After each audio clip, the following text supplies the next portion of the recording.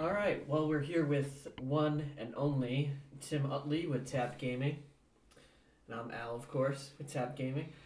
We're doing a pre-PAX interview. Tim himself has a number of different experiences. Has been to a number of conventions. Kind of a big deal. Kind of a big deal. Brush your dirt off your shoulders there. And so we're gonna, go over his experiences, what he has learned from in the past, the present, and the future. Because, well, we live here in good old Rhode Island, and they got the new PAX East convention coming. So let's get this show on the road. First question for you: what gaming conventions have you been to so far? I've been to PAX East 2012, 2013, going to 2014. I've been to E3 in 2012. And I've been to a few smaller events in the greater San Francisco area, checking out some stuff. Nice. IGN in particular. So, Out of all those times, including your time at IGN, but and your time with these conventions, what gaming personalities, have you met in your ventures?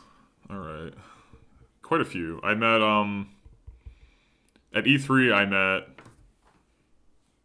almost every single person who works at IGN. Well, at the time, it was 2000. It was 2 years ago. But I met Casey Lynch.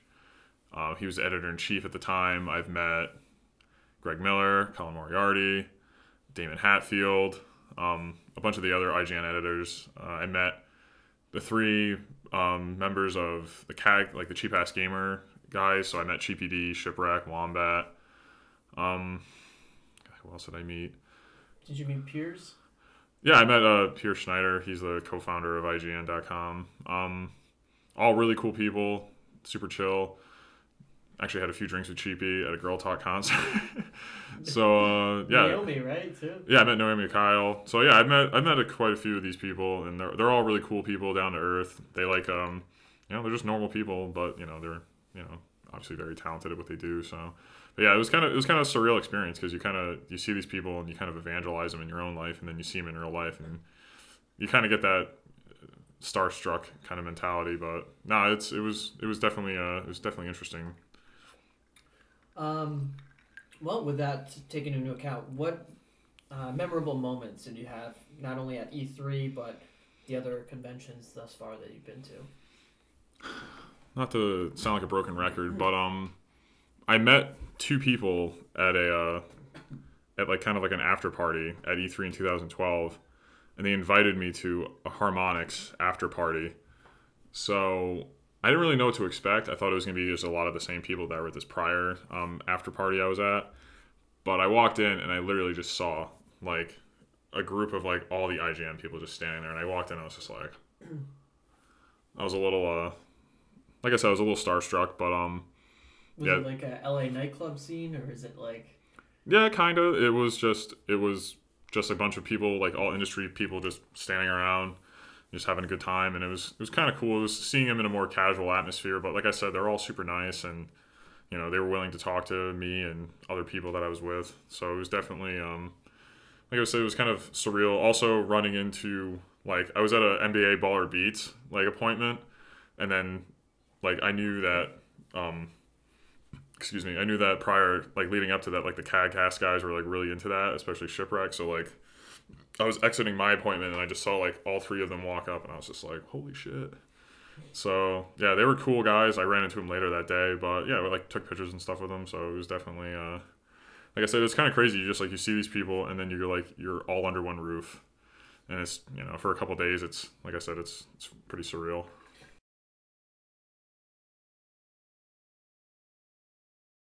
What about, take into account, obviously you went to E3 because it was more business oriented than pleasure, so to speak, but obviously it can work both ways. So two questions that kind of veer off that. One was the amount of just craziness it is to go to all these appointments, like for E3. Like you had to go to a number of different. Yeah, in 3 days I had 33 appointments, and that was all by myself. But and you did them all? Yeah, I didn't miss any of them. I wanted to skip one of them, but I ended up going. And it was what, from what time to what time that you were just doing it straight? They were like 14-hour days because they opened the media lounge at like 6 o'clock in the morning, so you could go in there and start writing or continue to write or get your like, because I knew all the appointments I had, so I would basically get all my work like prepped for the day. Do that there. They had like food and coffee and stuff like that for us. It was all included. So I just go there, and also like at E3, like finding outlets is like crazy, like charging stuff, electrical outlets. Lines. Yeah. So if you found like a couple outlets, like I'd be charging my camera, I'd be charging my laptop, charging my phone, charging, anything I was going to need that day. I would kind of just like occupy like 2 or 3 ports. But yeah, they were long days, but it was probably the most gratifying thing I've ever done in my life. And like I said, just when you're running, like you see people, like you see these other people in your periphery. Like I'm running around, and one, like I didn't meet him, but at E3 2012, Snoop Dogg was doing stuff for Tekken Tag Tournament too. Wow. So he was kind of like in my periphery. I was running to an appointment, but I saw him, and he was like up there like playing Tekken Tag. So you see, it's LA, so it made it even kind of more special that year because I want to say it was the LA Kings were in the Stanley Cup. Oh yeah. So it was like pandemonium, like all in around that area. So it was crazy, but it was a ton of fun.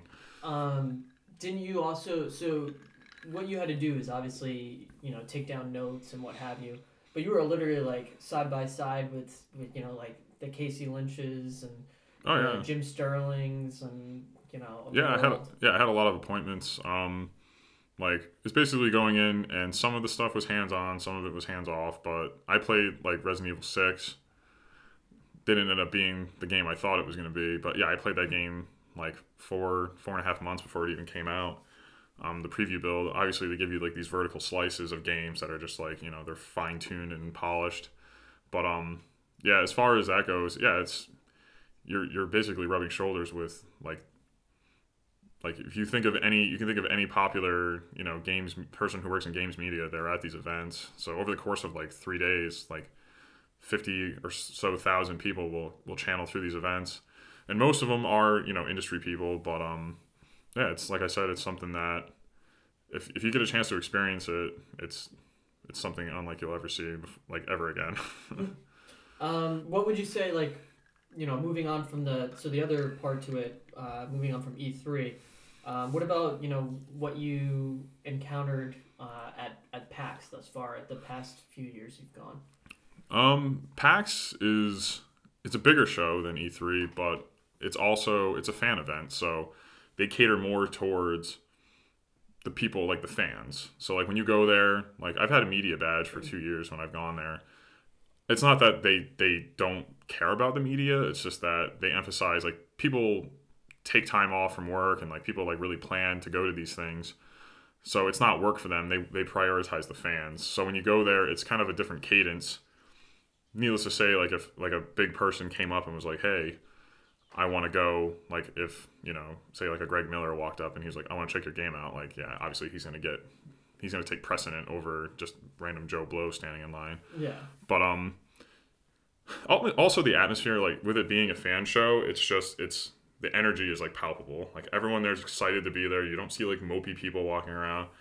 Like I saw some people at E3 who were just like straight zombies, like just like walking around, because when you work E3, you pull crazy hours. Like I was, you work, like I said, you work like 14, 15-hour days, and then you go back to your hotel and you write for 2 or 3 hours, 4 hours, sometimes all night, and then you go back and do it again. Mm-hmm. So it's exhausting, but it's extremely gratifying. But at PAX, it's a completely different experience. You walk around and like you're just as excited, even if you're working the event. Like you're more excited to be there because you can also you can kind of, it's more interpretive. Like you'll see people beyond your own experiences with a game or even different products, because there's a lot of products on display there.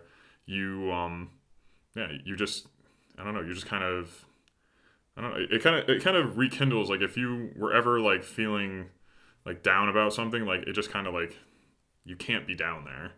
Because like you could be like, even if you're having like a shitty moment, like you could walk around the corner and you're gonna see someone in like a Bumblebee outfit. Yeah, I was gonna say cosplay is still. It's humongous. Well, there's little to no cosplay unless they're hired by like the studios at E3. Like PAX is huge. It's it's getting to like Comic-Con levels where it's like there's literally tens, if not hundreds of thousands of people attending these events. Yeah, definitely. So what do you expect to see, or want to see at this year's PAX East? I would like to see what's kind of in the pipeline for Xbox One and PS4. I have an Xbox. We both have Xbox Ones, but I don't necessarily. I'm not gonna say I regret buying it, but I kind of just want to get excited for what's coming out. So I want to be able to play Watch Dogs if it's possible on next gen. Some other games. There's always a like this year more so I think than ever. There's a humongous indie presence. Like PAX has always prioritized their indie developers. They do an indie showcase every year where they'll handpick like 6 or 7 games, and they'll have like a huge booth for them, and you can come in and check it out. I know Devolver Digital is going to be there. I believe, and correct me if I'm wrong, they're the company that's behind Hotline Miami. So I think they're going to have Hotline Miami 2, wrong number. So I'm excited to see that. I love the first one. But yeah, I'd have to say, and I kind of glossed over this on the previous question, but probably like the coolest thing about PAX is prior to the first day opening, they huddle everyone together in this humongous mass, and there's huge lines. And you can see it from, there's like a catwalk that you can see it from, where there's literally like, before they open the gates, like there's thousands and thousands of gamers. And it's cool just to see these little like microcosms, like micropods of people just like sitting there. They'll be like, hey, like, do you have like Pokemon X and Y on 3DS? Or hey, do you have Mario Kart? And literally like 6 or 7 strangers will just get together and just start playing 3DS together. Like if you want to like get street passes and shit like that, like on PAX, like your fucking 3DS will like run out of battery just like 2 seconds because everyone brings their stuff. People start playing Magic, and it's insane. So like I said, in terms of interaction, like people that go to those events are like super friendly. You don't run into like assholes there.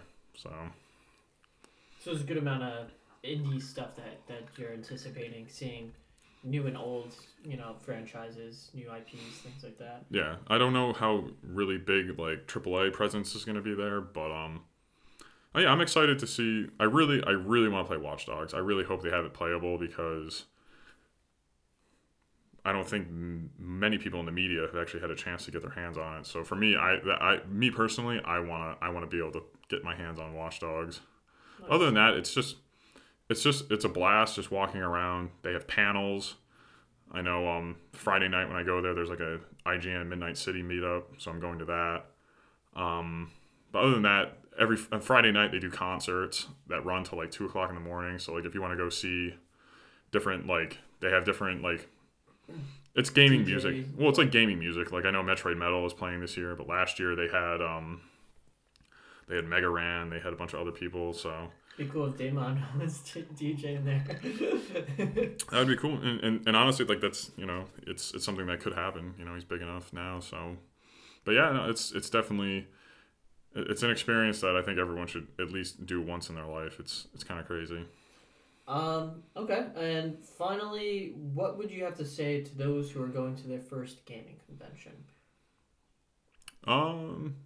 Go with the intention that you're going to have fun and go with an open mind. A lot of people go to these events because they kind of want to let their hair down. They want to be with like-minded people.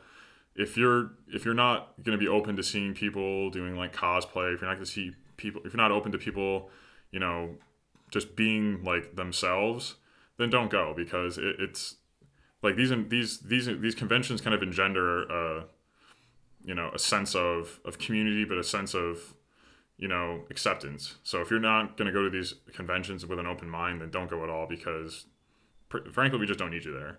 If you're gonna be an asshole, stay at home, because these people go to these conventions because they want to make new friends, and they just kind of want to, they want to be around like-minded people. So go with an open mind. Always have fun. Try to do as much stuff as you can, and also try to have an agenda.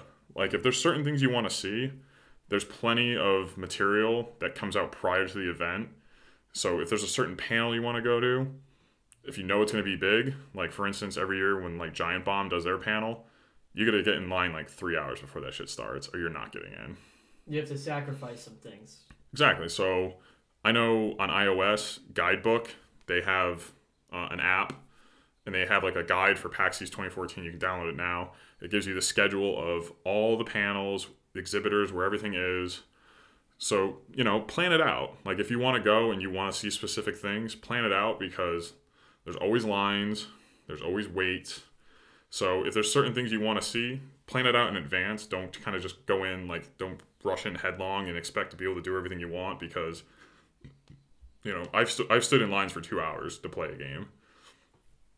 So it's go there, have fun, be open-minded. If there's specific things you want to do, plan it out in advance, and you're guaranteed to have an awesome time. And try to meet new people. Like every time I've gone, I've either met up with people I've known or I've made new friends. So it definitely it's an opportunity to be around like-minded people and have a good time and not really have to worry about anything.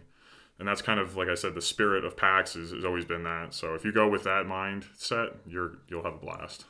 Nice. All right. Well, that was the pre-PAX interview. This is Al and my good friend over here, Mr. One Tim Utley. If you liked our video, like, subscribe, share. You can check out Tim, your Twitter handle. It's at Tim_Utley. And mine is at Alpocalypse Now. And check out, all other videos that we have on YouTube, and check out our website. We just actually recently updated that. We're getting around to keeping that updated. We got some new stuff too. Yeah, and I'm also going to be doing some stuff at PAX, not like an obscene amount of stuff, but if I see anything cool, I'm definitely going to capture it and share it with everyone. So be on the lookout for that. Nice. All right, so have a good day, one and all. Later.